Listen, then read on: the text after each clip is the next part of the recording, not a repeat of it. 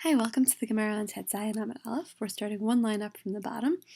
This is a review video for Unit 3, Sheet number 10, which you learned in Chavruta and was presented by Chavruta pairs in class. The Gemara begins with a quote from Breshit. L'kulam natan le'ish chalifot smalot, u'levinyamin natan chamesh chalifot. This is a pasuk that talks about Yosef and his brothers. So Yosef gave each one of his brothers changes of clothing, but he gave Binyamin 5 changes of clothing. This is when Yosef's in power and his brothers come to see him, but they don't know that it's him yet. So that's what he gives them. Efshar davar shenitzaer bo oto tzadik yikashel bo. This is the Gemara's question. Is it possible that the very thing which distressed that tzaddik, which distressed Yosef, that he would stumble in it? And Rashi explains, davar shenitzaer bo oto tzadik la'eved nimkar Yosef al yedei kinat echav. At least according to one reading of the story, the reason that they all get sent down to Egypt to begin with, the reason that Yosef winds up in Egypt is because of the jealousy of his brothers, and that was because his father gave him nicer clothing than he gave the rest of the brothers. So why would Yosef make the same mistake? So we have proof for the question. Bishvil mishkal shnei slaim milat shehosif Yaakov leYosef mishar echav yitgalgel hadzavar v'yardu avotinu leMitzrayim. Because of 2 slaim's weight of fine wool, fine fabric that Yaakov gave to Yosef, over and above what he gave the brothers, because of that, everything happened and our forefathers went down to Egypt. So it all started with the clothing. Amar Binyamin bar Yafet, so he tries to explain this. Remez ramazlo she'atid ben letzet mimenu she'etzeh milifnei hamelach b'chamisha levushay malchut. Actually, this was Yosef's way of giving a hint to Binyamin that someday a son would descend for him. A son would descend from him that would go before the king in 5 different kinds of clothing, of royal clothing. Shneamar Mordechai yatsa b'levush malchut chelet v'gomer. As it says in the Megillah, that Mordechai went out in this kingly clothing, and it seems that it describes 5 different kinds. B'levush malchut, tchelet v'achor v'ateret zahav gedolav v'zachrik butz v'argaman v'hayir shushan salav samecha. So there's blue and there's white and there's a gold crown and there's a robe and there's purple. So it seems like there are 5. So that's what Yosef was actually communicating to Binyamin. Vayipol tzavare Binyamin achiv, and he fell on the neck of his brother Binyamin. Kama tzavarin havule. How many necks did Binyamin actually have? Because it uses tzavare, the plural. Rashi actually says that you should not read this question into the text. That he says Kama tzavarin hayul Binyamin lo garsinan. We don't include that in the text. Sheken derech hamikra lichtov tzavare lashon rabim, because the way of the Torah often is to use this plural language, even when it doesn't mean it. But okay, fine. That's the way it's phrased. Amar Rabbi Elazar. So Rabbi Elazar said, Bacha al shnei mikdashim she'atidin liyot b'chalko shel Binyamin v'atidin licharev. He cried about the 2 batei mikdash that in the future would be in the portion of Binyamin, and in the future would be destroyed. U'Binyamin bacha al tzavarav, and Binyamin cried on Yosef's neck. Bacha al mishkan Shiloh she'atid liyot b'chalko shel Yosef v'atid licharev. He cried about the Mishkan in Shiloh, which would be in the portion of Yosef and would be destroyed in the future. So they were each crying about the sort of sacred spaces of the other. This is Yosef telling his brothers they have nothing to worry about. He's not mad at them for selling him. Amar Rabbi Elazar. So Rabbi Elazar says, Amar lahem. This is what Yosef said to his brothers: Kashem she'in b'libi al Binyamin achi, shlo haya b'mechirati, kach ein b'libi alechem. Just as I've got no anger in my heart against Binyamin, who wasn't even involved in my sale, so too I'm not angry at you. Ki pihem medaber alechem. This is the continuation of the verse. It's me who's speaking to you. And the Gemara explains, Kifi can be. Just as my mouth says, so too is my heart. What you see is what you get. If I say I'm not angry, then I'm not angry. Ula aviv shalach kazot asarach hamurim nosim mitzuv mitzrayim. And he then sends to his father. He sent 10 donkeys that were, carrying the best of Egypt. My mitzuv Mitzrayim. What does it mean that he sent him from the best of Egypt? What exactly is that? Amar ben Yemin bar Yafet, Amar Rabbi Elazar, Shalach lo yayin yashan shedat zakinim nocha himenu. What he actually sent him was good old wine, right? Old wine is good wine, so yayin yashan, that old people like it. It makes old people happy, and that's the tuv averes Mitzrayim.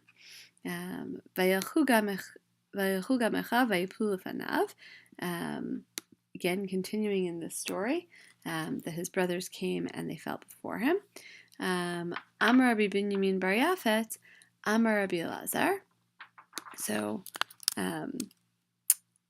what he says is Hainu da'amrei inshe. This is like the famous saying that people say. We've seen Hainu da'amrei inshe before. This is like that thing that people say. And what it is ta'ala bi'idnei sagidle.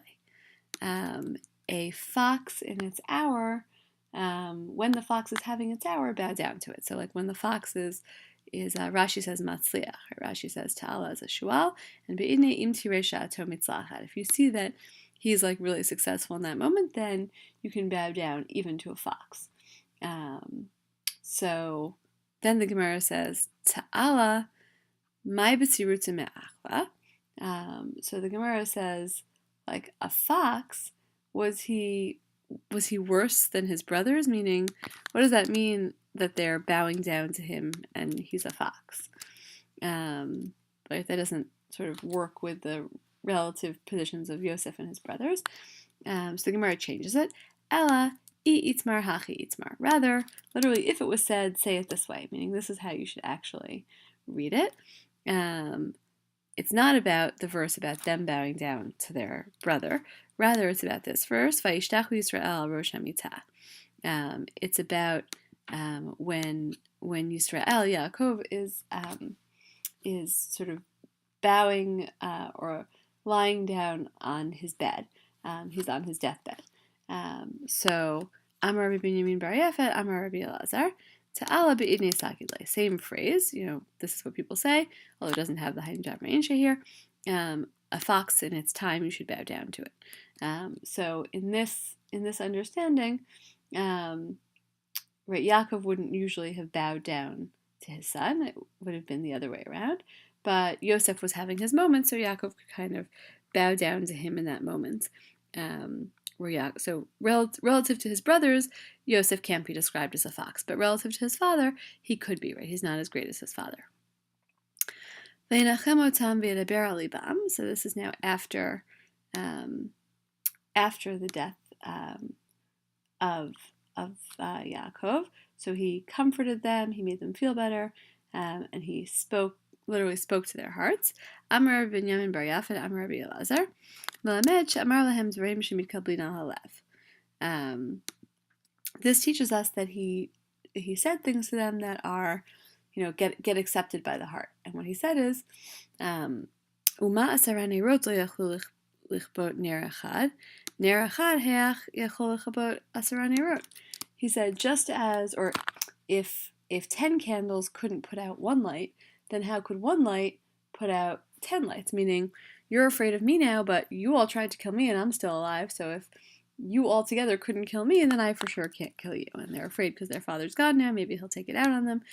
But this is a strange kind of reassurance. Basically, I can't hurt you, but also saying I won't hurt you. This is towards the end of Megillah Esther in Perek Chet, after Haman's plot is overturned, so the Jews were very happy. Amar Rav Yehuda, Orazo Torah. Light is a reference to Torah. V'chen hu omer, ki ner mitzvah v'Torah or. That light refers to Torah because the verse in Mishlei famously says that a mitzvah is a candle and Torah is light. That's a famous comparison that we have, that again comes from Mishlei. I brought you the verses down here, so when you look at the sheet separately, you'll be able to see it. Kiner mitzvah Torah or v'derech chayim tochachot musar, and the way of life is getting good instruction. Simcha ze Yom Tov. Simcha in that verse is a reference to a holiday. V'chen hu omer v'samachta v'chagecha. And the verse says you should rejoice in your holidays. So that's how we know that Simcha refers to having a Yom Tov. Sason zo Milah. And Sason is a reference to Brit Milah. V'chen hu omer sas anochi al imratecha. This verse from Tehillim, I'm joyous about what you've said. So this requires a little bit of unpacking how Sason refers to Milah. The verse here, Rashi tells you, so first of all, Zo Milah vel kol ela gazar, right? They hadn't previously been free to, let's say, circumcise their children. Haman had stopped them from doing that, so that's why it's a source of joy now that they can. And imratecha zo milah shenitzna b'ma'amar v'lo b'dibur. This refers to the way that the mitzvah of Milah was given, not with b'dibur, v'yidaber Hashem l'Moshe lemor, but rather with an amirah, vayomer Hashem el Avraham, right? That he said it to him, and he said et briti tishmor, and that's how he presented it. Umatzinu sheDavid samach aleha, and we saw that David was joyous about Milah, shene'amar lemenatzeach al hashminit, because one of the there's a mizmor in Tehillim that starts with the words to the psalmist for the 8th day, right, a reference to Milah. And this is a famous midrash, K'sheyah b'beit hamerchatz v'ra'a atzmo b'lo Torah v'lo mitzvot kivan shenisakel b'Milah samach. That David was happy in the bathhouse because he couldn't learn Torah in the bathhouse and he had no other mitzvot going on, but he's naked and he sees, I've got Brit Milah, and that makes him feel happy. That makes him feel like he hasn't sort of abandoned mitzvot even in the bathhouse. So Milah is famously, apparently, a source of joy. Vikar, and then this last word in the pasuk, elu tefillin. This is a reference to tefillin. V'chen hu omer, and here's the proof text: Ru'u kol amei haaretz ki shem Hashem nikra alecha v'yiru mimcha. So a verse from Dvarim. Everyone will see that God's name has been called on you, and everyone will fear you. So again, this verse is in Dvarim. Down here, and that's how we understand Vikar. It's the Nikra Lacha V'yiru Mimech. B'tanya Rabbi Eliezer Hagadol Omer Elu Tefillin Shebarosh, and it was taught in a Breita that this is a reference to Tefillin Shel Rosh specifically. That the tefillin that are being referred to here are the tefillin Shel Rosh. Maybe there's a way in which the tefillin Shel Rosh are extra special. No, I thought Rashi commented, but he doesn't. And so and maybe also you could say the Jews were not allowed to wear tefillin. They weren't allowed sort of open signs of their Judaism, like Milah. So this is another source of joy, that they're now allowed, after Haman is dead and the decrees have been overturned, now they're allowed to wear tefillin as well as doing Milah. Okay, we'll stop here.